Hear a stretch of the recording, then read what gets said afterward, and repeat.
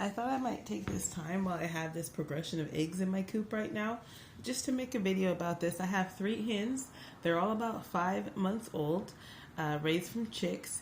One must have just begun laying because I had a new opportunity to have one of these starter eggs, which really surprised me when I went out in the coop this morning. You can see how it's kind of pliable and soft in there, almost opaque-ish and see-through. So I thought that would just be cool to record that happening, and then you can kind of see the progression as the eggs are getting better and they're kind of coming together and working their way up, and then you can kind of see to this one who's kind of nicely formed and looking good.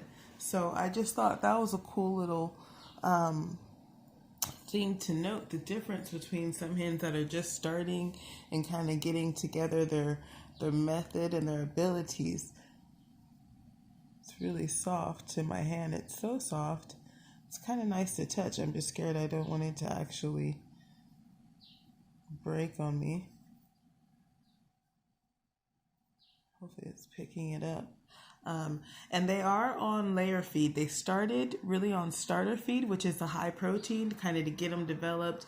So I'll supplement with some scratch, some corn, some cracked corn and things. And also for my garden, different greens and shrubs that I'll have. These are my collards, but I'll give them, I gave them leaves for my broccoli. I gave them leaves for my cauliflower. Any good leafy green they get. Like I can, especially when I harvest and I have some, like these kind of have some holes, or maybe I have some that got just a little bit weather beaten or something like that. I give those to them. And I didn't put them out here, but I love to sprinkle some red pepper flakes. It really helps with the color.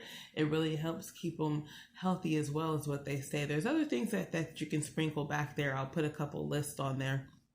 And I'll also put up there the time frames as far as getting them starter and then moving them into the layer feed, which is a different composition where you have more protein for the starter, a little more calcium for your layers so they can get those eggs formed. So I thought that was just kind of a nice video of how soft and pliable this was. And I remember seeing somewhere someone talking about there, so I thought it was really cool to get one in my own coop. Now I do, like I say, I have 3 hens back there and I'm not sure which were laying. Funny story, I had 2 other hens that I had adopted that somehow just wandered into my backyard. I don't know if a neighbor threw them in there or they wandered in because I think a lot of us enjoy that lifestyle and we're kind of in a different neighborhood. But if you drive up a little ways, there are new developments. So I kind of have the best of both worlds right now. But I ended up with 2 hens that were already laying in my coop.